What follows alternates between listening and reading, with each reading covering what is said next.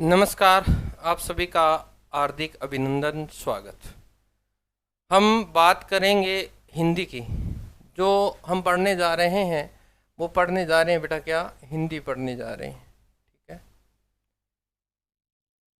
हिंदी वैसे तो बहुत पढ़ी है, परंतु अपन कुछ नए सोर्स से जो छोटी छोटी लाइनों में लोग छोटी छोटी लाइनों में लिखवा देते हैं। कुछ मेरे बंधु हैं, कुछ गुरुजन हैं, वो छोटी सी लाइनों में उनको समेट देते हैं और बच्चे उसी में से कंफ्यूज होते रहते हैं। बार बार वो प्रश्न पेपरों में रिपीट होते हैं। तो उसी संदर्भ में आज हम स्टार्ट, ज़्यादा समय खराब नहीं करेंगे, पॉइंट टू पॉइंट क्लास चलेगी। तो सबसे पहले हम बात करेंगे हिंदी की। ठीक है। तो हिंदी की बात करें तो हिंदी पहले तो खुद ही देख लो, हिंदी जो शब्द है वो किस भाषा का है। तो ध्यान रखेंगे सभी, हिंदी जो शब्द है वो किस भाषा का है। हिंदी शब्द फारसी भाषा का है। किस भाषा का है? हिंदी शब्द फारसी भाषा का है। पहला प्रश्न ही आपका यहाँ से हुआ कि हिंदी शब्द किस भाषा का है, तो आपको बताना है हिंदी फारसी भाषा का शब्द है। अब देखिए फारसी किस प्रकार, तो देखिए हिंदी शब्द बना किससे। हिंदी शब्द की बात करें तो सिंध, ठीक है, नदी जो बहती थी उस सिंध नदी के आसपास जो क्षेत्र था वहां फारसी भाषा में से को क्या बोलते हैं बेटा? से को है बोलते हैं। क्या बोलते हैं? से को है बोलते हैं। तो इसी कारण से सिंध से एक शब्द बना जिसका नाम हुआ हिंद। ठीक है। और सिंध में रहने वाला कौन कहलाया? सिंधु। ठीक है। और वैसे क्या कहलाया? हिंदू। ठीक है। छोटी मात्रा आई थी हिंदू में पहले शुरू में, बाद में बड़ी हो गई थी। और फिर सिंधवी, फिर हिंदवी, और हिंदी हिंदवी से होती होती क्या बन गई? हिंदी। तो आपको ये बात ध्यान रखना है कि हिंदी किस भाषा का शब्द है। तो आपको ध्यान रखना है ये फारसी भाषा का शब्द है। ये बात, पहला प्रश्न आपका यहाँ से आएगा। अब हम इसके बाद की बात करेंगे कि किस प्रकार से ये अपने विस्तृत रूप में आया, किस प्रकार, कहाँ से क्या बना, सब कुछ, सब चीज़ें इसी क्लास में अपन डिस्कस करेंगे। तो सबसे पहले अपन बात करें भाषा की। हिंदी क्या एक भाषा है। ठीक है। अब ये भाषा क्या होती है, भाषा क्या होती है, इस संदर्भ में बात करेंगे। तो भाषा शब्द जो है या भाषा की जो उत्पत्ति है वो किस प्रकार हुई, तो अपन बात करें भाषा शब्द की। भाषा जो शब्द है वो संस्कृत, कहाँ से हम बात कर रहे हैं? संस्कृत के। ठीक है। संस्कृत के किस धातु से बना है? तो ध्यान रखना बेटा, ये भास धातु से बना है। ठीक है। अब भास धातु मुख्य, जिसे हम धातु क्रिया का जो मुख्य रूप होता है वो कहता है भास होता है। तो भास धातु के अंदर टाप प्रत्यय जुड़ा। क्या जुड़ा? टाप। अब टाप का अर्थ हो जाता है आ, इसे आ प्रत्यय भी बोल सकते हैं। ठीक है। तो क्या हो गया? टाप। अर्थार्थ कहने का अर्थ हो गया भास या टाप, दोनों शब्दों से मिलकर भाषा शब्द बना है। इस भाषा शब्द का अर्थ क्या हुआ? तो ध्यान रखेंगे, अपन यहां लिख लेंगे, भाषा शब्द का अर्थ है कहना या प्रकट करना। भाषा शब्द का अर्थ क्या हुआ?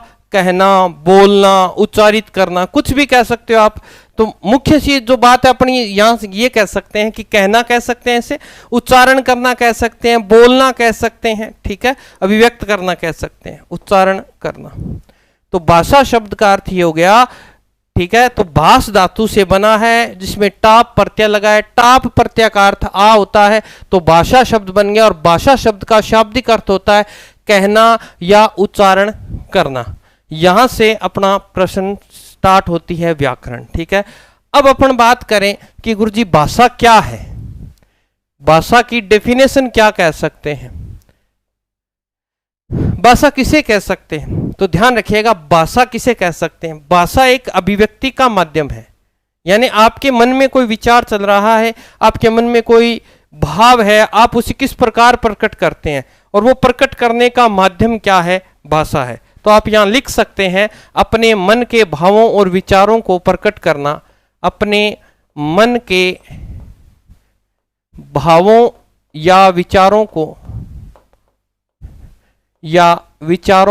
प्रकट करना, विचारों को प्रकट करना क्या कहलाएगा?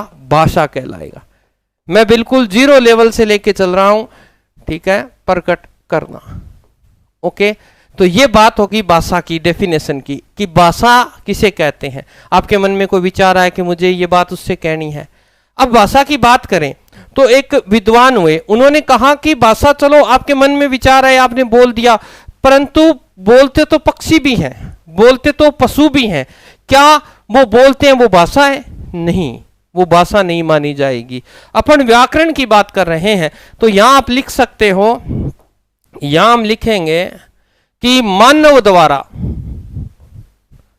ठीक है, मानव द्वारा वाणी से उच्चारित, मानव द्वारा वाणी से उच्चारित ध्वनि संकेतों, ध्वनि संकेतों के गठित शब्दावली,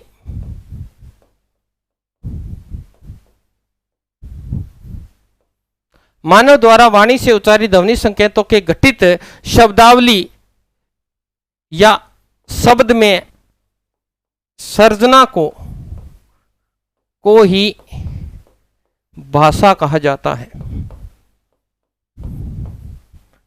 समझ में आ गया? जो मानव बोलता है वही भाषा है। पशु पक्षियों की ची ची चै चै पशु बोलते हैं, रंबाते हैं, है ना, वो भाषा के अंतर्गत नहीं आती। ये बात किसने कही है? तो आप यहां लिख सकते हैं, इस विद्वान का नाम था महर्षि यास्क। ये उस विद्वान की डेफिनेशन है, ठीक है। तो ये बात आपको भाषा के संदर्भ में मैंने आपको बताई है। अब अगर हम बात करें, हम बात कर लें कि भाषा का आधार क्या होता है गुरुजी, भाषा का या भाषा के आधार कि भाषा किस प्रकार बनती है, इस संदर्भ में बात अपन करेंगे अभी कि भाषा के आधार क्या है। गुरुजी आप तो इसको डीपली लेके जा रहे हो, नहीं, ये प्रश्न आ जाते हैं, भाषा के आधार क्या क्या हो सकते हैं, इस संदर्भ में हम बात करेंगे। तो भाषा के दो आधार हो सकते हैं, एक तो मानसिक आधार हो सकता है, मानसिक आधार किस प्रकार समझाऊंगा आपको, मानसिक आधार, और दूसरा होता है आपका भौतिक आधार, भौतिक आधार। या मैं बड़े बड़े शब्दों में कहूं, इसको थोड़ा हार्ड न करके इजी शब्दों में कहूं कि भाषा के दो ही आधार हो सकते हैं। या तो मानसिक आधार का अर्थ हो गया कि आपके माइंड में क्या चल रहा है, यानी वे चीजें जो हम प्रत्यक्ष नहीं देख सकते, हम सिर्फ आप अपने अंदर सोच रहे हैं, वो विचार हैं, जब तक वो किसी रूप में बाहर आएंगे तभी तो वो क्या कहलाएंगे, मानसिक आधार कहलाएगा भाषा का। आपके माइंड में विचारेगा, आप बोलोगे या लिखोगे तो ही तो भाषा बाहर निकलेगी। उसी तरह भौतिक आधार की बात करें, भौतिक आधार जब आपके माइंड में जो बात थी वो बाहर आई और आपने उसे लिपिबद्ध कर दिया तो वो क्या कहलाएगा, भौतिक आधार। तो ये भाषा के क्या है, दो आधार माने जाते हैं। समझ में आ गया? ये अनटच होता है, अप्रत्यक्ष कह सकते हो, ये प्रत्यक्ष होता है। और प्रत्यक्ष किस प्रकार हो सकता है, जब हमारे मानसिक, सबसे बड़ी भूमिका मानसिक की रहती है, हमारे मन में जो विचार आएंगे उन्हें प्रकट करेंगे, फिर उन्हें हम लिपिबद्ध कर देंगे तो वो क्या बन जाएगा, भौतिक आधार बन जाएगा, जो सदियों तक क्या रहेगा, शाश्वत रहेगा, उसे हम मिटा नहीं सकते क्योंकि वो लिखा गया। ठीक है, तो ये हो गया अपना भाषा का। अब उसके बाद की बात करें कि गुरुजी उसके बाद में क्या है, तो अपन भाषा के पक्ष देख लेते हैं। क्या देखेंगे, भाषा के रूप कह सकते हो, पक्ष कह सकते हो। भाषा के रूप कितने हैं, बहुत बढ़िया, भाषा के रूप कितने हैं। अब अपन एनसीईआरटी की बात करें तो एनसीईआरटी तो कहती है भाषा के दो ही रूप हैं, परंतु हम विद्वानों, जो पुराने विद्वान हैं, संस्कृत के जो महर्षि हैं, उन्होंने जो चीजें बताई हैं हम उनको भी नहीं नकार सकते, क्योंकि मनुष्य का जो प्रारंभिक काल था उस समय मनुष्य लिखना नहीं जानता था, बोलना नहीं जानता था, ये तो आप भी सोच सकते हैं। तो फिर वो किस प्रकार अपने संवेग जो अंदर हुआ करते थे या विचार, उनको कैसे प्रकट करता था। तो सबसे पहले या प्राचीन की बात करें, सबसे पुराना माध्यम तो जो था वो था, पहला एक नंबर होता है सांकेतिक भाषा। मैं बताऊंगा क्या उत्तर करना है आपको, कब क्या करना है।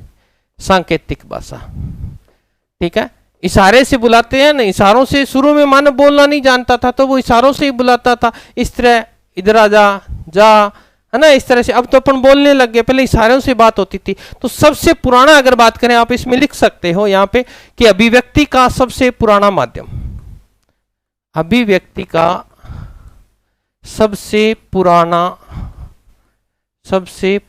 माध्यम, सबसे पुराना माध्यम, पुराना रूप कह सकते हो।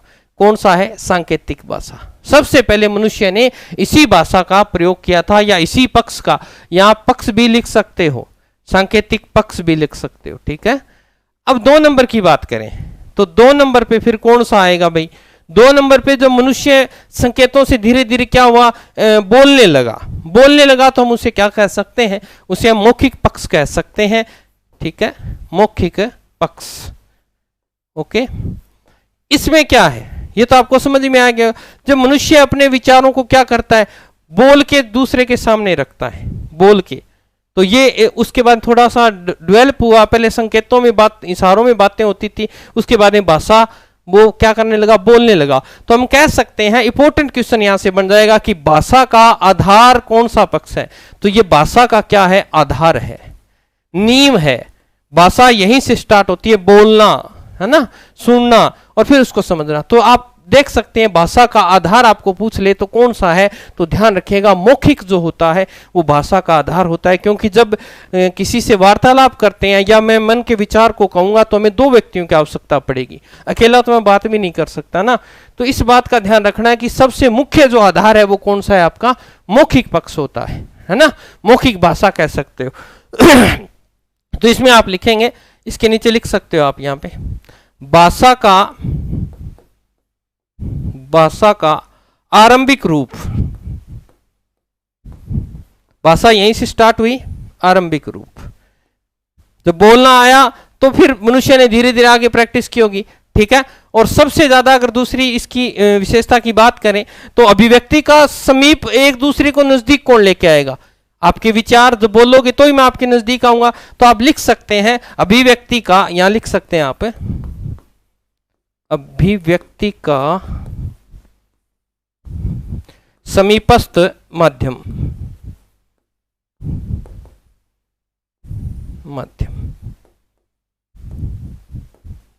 ठीक है। तो ये 2 प्रश्न यहां से आपके क्लियर हो गए। अब तीसरा जो रूप है वो है आपका कौन सा? लिखित। लिखित पक्ष कह दो या रूप कह दो।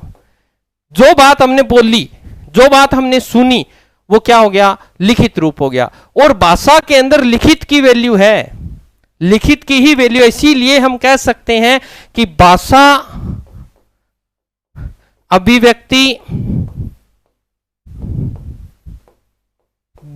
अभिव्यक्ति का मानकीकरण आधार है। ये मानकीकरण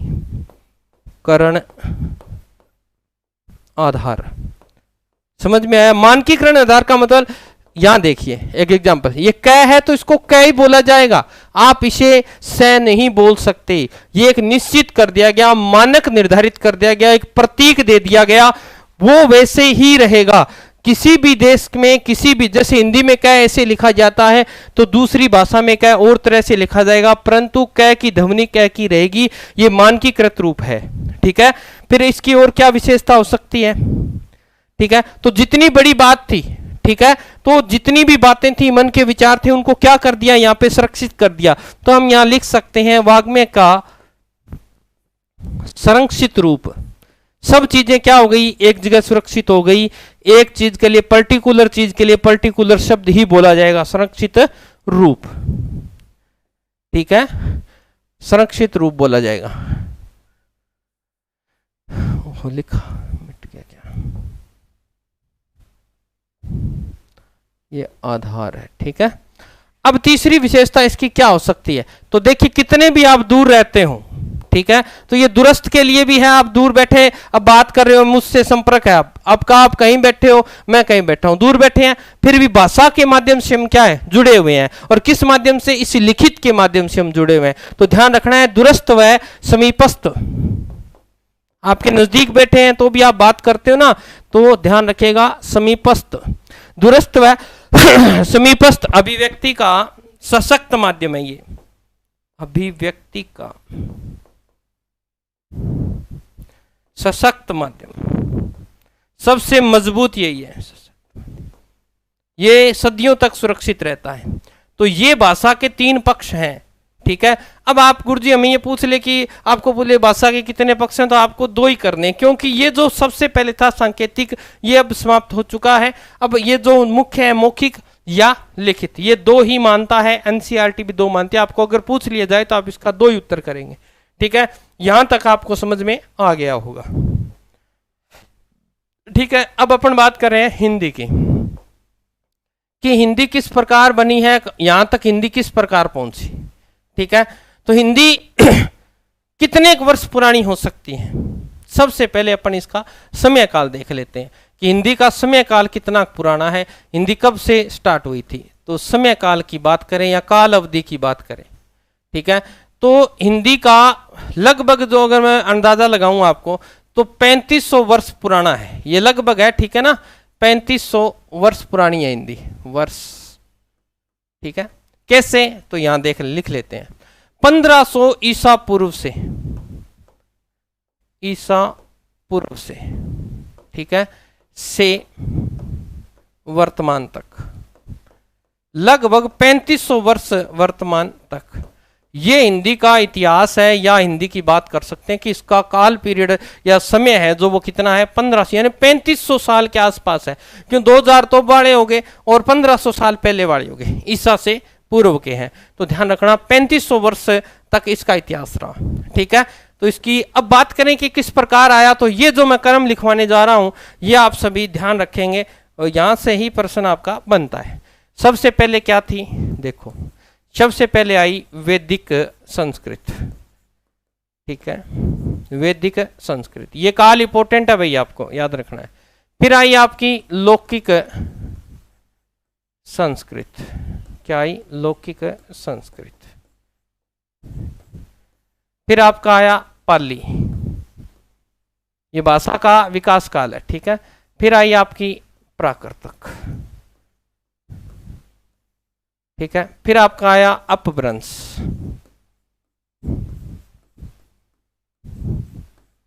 फिर आपकी खड़ी बोली, खड़ी बोली, और लास्ट में आपकी आ गई हिंदी। तो ये सीरीज आपको क्रम है वो आपको याद रखना है। पूरा आ रहा है ना बोल्ड में, ठीक है। तो ये आपका ध्यान रखना है। सबसे पुरानी ये जो रूपरेखा माने तो ये आपकी रहेगी। ठीक है, तो अब ये किस प्रकार कहां से कहां तक क्या सन रहा। ठीक है, तो सबसे पहले अपन देखें ये जो वैदिक संस्कृत है इसका जो काल रहा वो देखो 15 ईसा पूर्व से लेकर, मैं कैसे लिखूं इसको, ईसा पूर्व 15वीं से लेकर 8वीं सदी तक रहा इसका समय काल। वैदिक संस्कृत का जो समय काल रहा 15वीं ईसा पूर्व से लेकर 8वीं ईसा पूर्व तक इसका समय काल रहा था। तो इसके अंदर क्या क्या चीजें लिखी गई हैं, देखो पुराण हैं वो सारे कौन सी संस्कृत में, जो वेद लिखे। देखो वैदिक संस्कृत में दो शब्द हैं, वेद प्लस इक, तो वेद जिस भाषा में लिखे गए वो वैदिक संस्कृत कहलाई। ठीक है, तो यहां पर क्या क्या चीजें लिखी गई, तो सबसे पहले अपन बात करें पुराण यहीं से लिखे गए थे।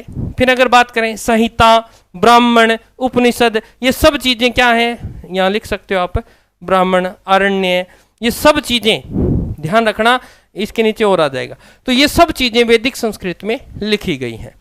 अब बात करें लौकिक संस्कृत का समय काल क्या रहा होगा, तो ध्यान रखो 8वीं शताब्दी होगी तो मतलब कहां से होगा, 799 ईसा पूर्व से लेकर, ठीक है, 5वीं ईसा पूर्व तक। ठीक है, 5वीं, यानी 5वीं सदी बोल सकते हो, 8वीं सदी बोल रहे हैं तो 5वीं ईसा पूर्व।